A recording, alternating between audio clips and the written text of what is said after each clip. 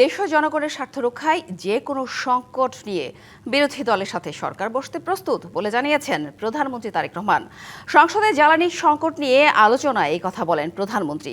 বিরোধী দলীয় নেতার অভিযোগ, জ্বালানি নিয়ে সরকার সঠিক তথ্য উপস্থাপন না করায় সাধারণ মানুষ ক্ষুব্ধ আর পরিকল্পিতভাবে সংকট তৈরি করা হয়েছে বলে দাবি করেন বিদ্যুৎ, জ্বালানি ও খনিজ সম্পদ মন্ত্রী।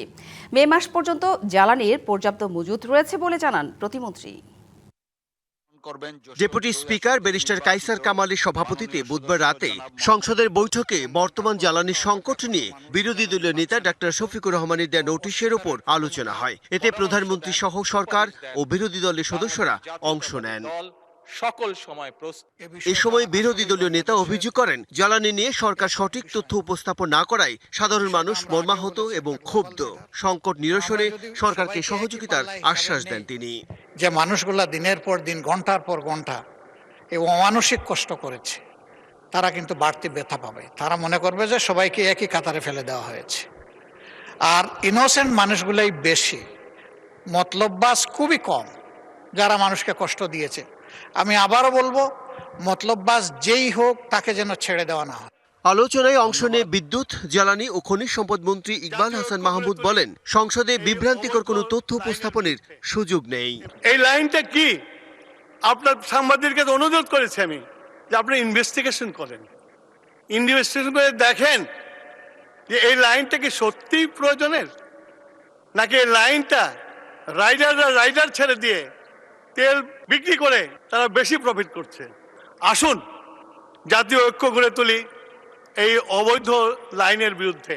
বৈশ্বিক পরিস্থিতির কারণে সৃষ্ট জ্বালানি সংকট সরকার অত্যন্ত দূরদর্শিতার সাথে মোকাবেলা করেছে বলে দাবি করেন বিদ্যুৎ, জ্বালানি ও খনিজ সম্পদ প্রতিমন্ত্রী।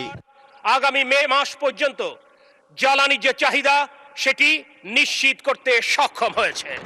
আমরা এখন আগামী জুন এবং জুলাই মাসের জ্বালানি চাহিদা পূরণের প্রস্তুতি গ্রহণ করছি।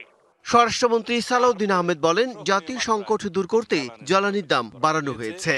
আন্তর্জাতিক বাজারের সাথে কিছুটা সামঞ্জস্য রেখে আমাদের অর্থনীতি যেহেতু একটা সার্টেন মাত্রা পর্যন্ত সহ্য করতে পারে, সেই রেঞ্জের মধ্যে নিয়ে এসছে এবং জনগণের যাতে দুর্ভোগ সৃষ্টি না হয়, জাতীয় জীবনে যাতে আমরা সংকটে না পড়ি, সেজন্য একটা চেক অ্যান্ড ব্যালেন্স হিসাবে এই জ্বালানি তেলের মূল্য বৃদ্ধি করা হয়েছে। আলোচনায় অংশ নিয়ে প্রধানমন্ত্রী তারেক রহমান বলেন, বিরোধী দলের সাথে যে কোনো সংকট নিয়ে আলোচনা হতে পারে।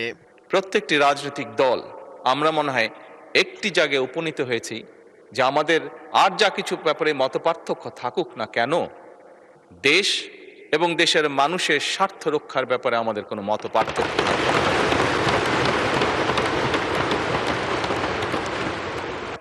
যদি আমাদের কাছে দেশ এবং দেশের মানুষের স্বার্থের ব্যাপারে কেউ কোনো প্রস্তাবনা দেন, আলোচনা করতে চান, পরামর্শ দেন, সুপারিশ দেন, বাংলাদেশ জাতীয়তাবাদী দল সকল সময় প্রস্তুত সেই বিষয়ে আলোচনা করার।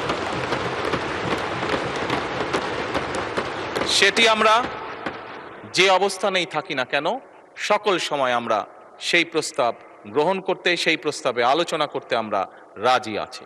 বিজয় কুমার দাস, ডিবিসি নিউজ, ঢাকা।